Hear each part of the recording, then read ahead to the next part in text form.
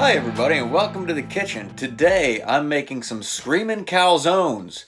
Not just any Screamin' calzones, but some Screamin' chicken calzones. And I have no idea what I'm doing. But what I'm going to start out with is going to be my signature pizza dough recipe. Now I'll go over this recipe more in depth in a future video when I actually make some pizza. But I'm going to go ahead and I'm going to start with that pizza dough. Now you can use any dough that you like.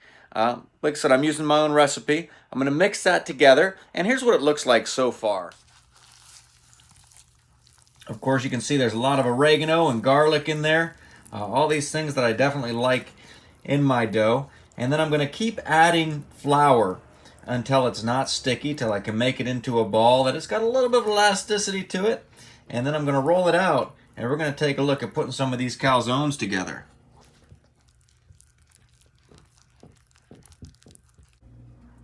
So I have the oven preheating to 425, and I'm also preheating the pan. As I mentioned before, I love cooking on cast iron. That does not exclude pizza pans. Now also I have this pan heating up on the stove because I'm about to chop up our ingredients and put them in the pan. I want to fry these up a little bit, just like I do with a lot of the other stuff. I want to kind of blacken the edges, season them, and get the flavor going through. Also, while I was looking in the refrigerator, I found this bottle of Screamin' Santos sauce. There's no date on the top. That's the only problem. So I'm not sure how old this is. The only way I'm going to find out how old it is and what kind of sauce it is to taste it. Now I would recommend not ever doing this. You could get botulism and die. Oh.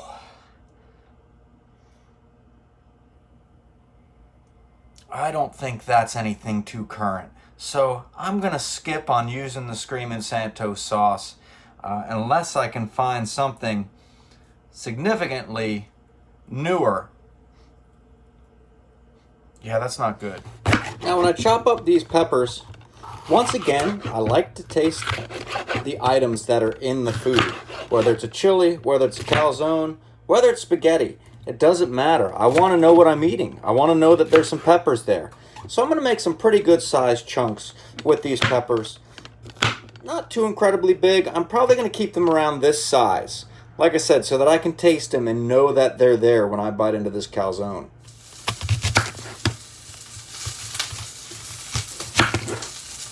Now the onions, I'm going to cut a little more fine. I'm going to dice them a little more. Because once again, I'm kind of putting them in there as a little bit of added flavoring. I do like to taste the onion though too. So I'm going to leave decent size, but not quite as big as the peppers.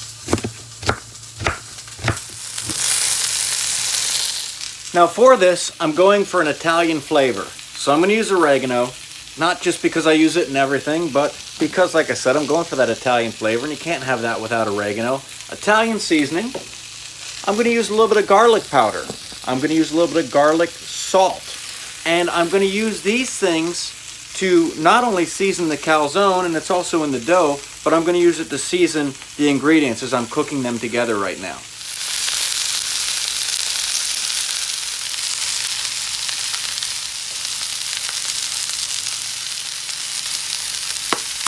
The important thing to remember when you're seasoning, you can have too much salt. You can have too much garlic salt, but you cannot have too much garlic, especially around Halloween. Got to keep those vampires away.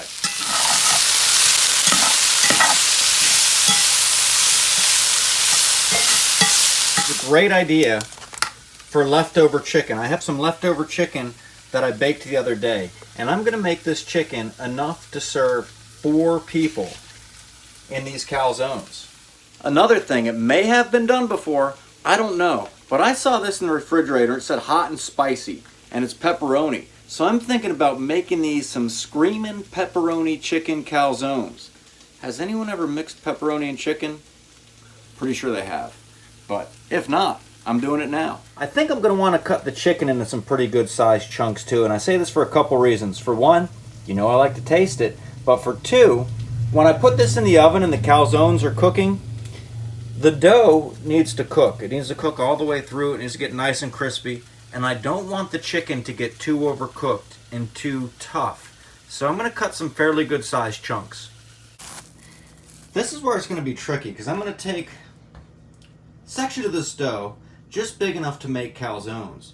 Now what's going to be cool about making these individual calzones is one of them I can really make scream. The rest of them will be for the family. Here we go. I'm going to take a chunk of dough about this big, okay, and let's put it on the table here. And I'm just going to do this by hand. I'm going to knead it out, okay,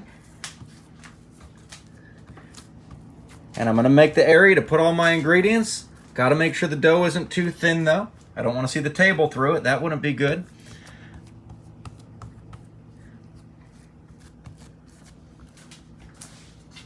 I gotta say, the dough's not looking too bad though, and it smells pretty good too, which is always a good thing. Alright, so it doesn't have to be perfectly round by any means. It really doesn't. But what I'm going to do is I'm going to start putting my ingredients on. So before I start putting my ingredients on here, what I'm going to do is I'm going to layer this with cheese. Because when I close the calzone together, I want the cheese to be on both sides and just kind of smother it in there. So I'm going to lay some cheese on here. And this, some of you may scoff, but this is American cheese that I'm using for this. And I learned this from a pretty decent guy up in Scranton, Pennsylvania. At least his pizza is fairly decent. Anyway, better than decent, perhaps the best. But I'm going to lay down my cheese, okay? Then I'm going to start putting some of my ingredients. Let's put down a little bit of chicken. And this is what's good, like I said, about using leftover chicken. You don't need a whole lot of it. I'm putting most of my stuff on this side because I'm going to fold it over. I'm not sure this is the right way. Like I said, this is highly experimental, but we're going to see what happens here. All right, so some of these peppers and onions, I think are going to be good in it.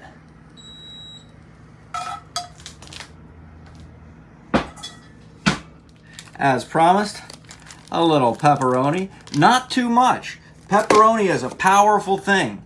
So when I have too much pepperoni on my pizza, it overpowers it. I can't taste the sauce, I can't taste the dough, and I don't like that. So just enough pepperoni to be like that. And, of course, just a little marinara sauce.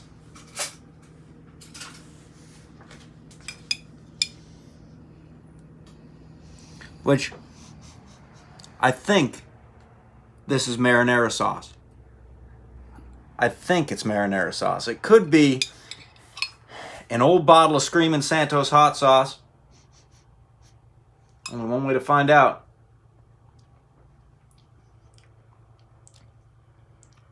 I think it's marinara.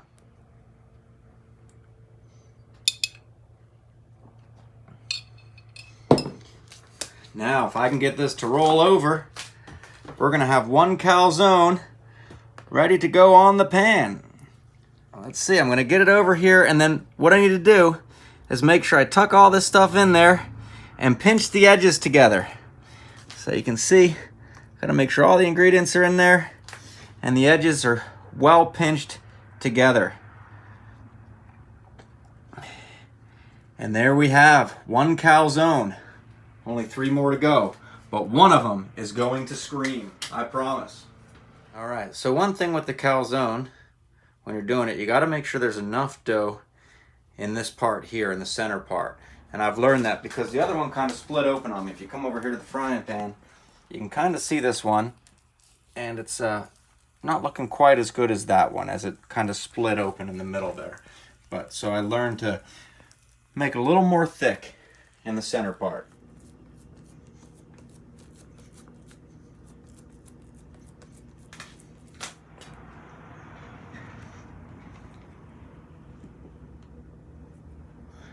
I also want to make sure I have enough room at the top to pinch it together. I want to make sure the dough kind of sticks out a little bit so I can pinch it together and get it to stick, get a good seal going on it.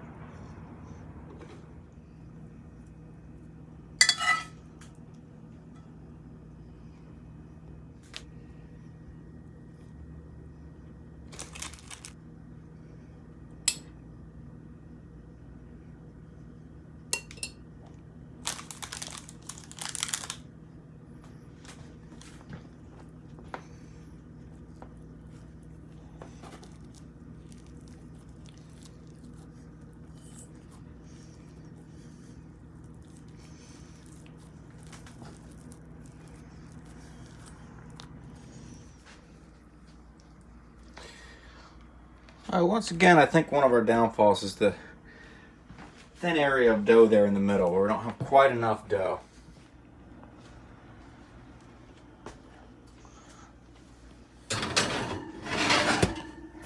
Okay, we're gonna put those in there and we're just gonna eyeball it. I don't have any idea how long to set this for. I'm just gonna keep looking, and when it's crispy on the outside, I think we're gonna be good. Now, one of these things has to be made screaming. How am I gonna do that? Well, kind of the same way I did the last one, except for a couple things are gonna be a little different about it. All right, I'm gonna have the cheese. I'm gonna have the chicken. I'm gonna have the marinara sauce. And of course the pepperoni. But this needs a little something extra. And what's that gonna be? Paprika?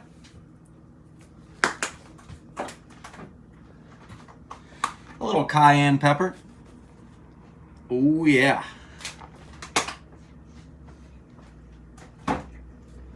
A little chili pepper. And we can kind of sprinkle it on the dough as well. A little wrap in and seal in the heat and really cook that flavoring through there. A little crushed red pepper.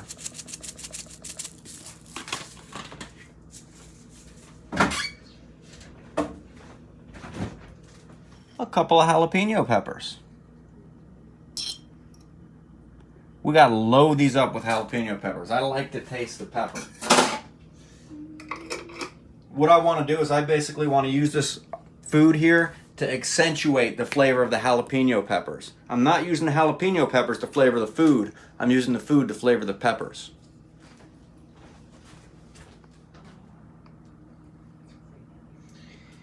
And a little bit of American cheese to help put out the fire.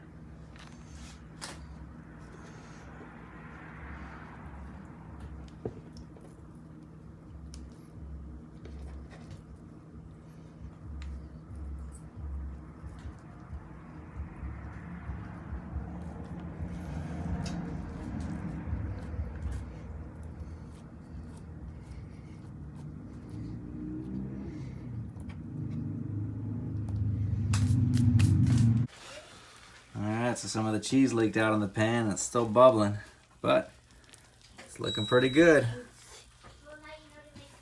Yeah, go ahead and cut it right down the middle there. Oh, look at that.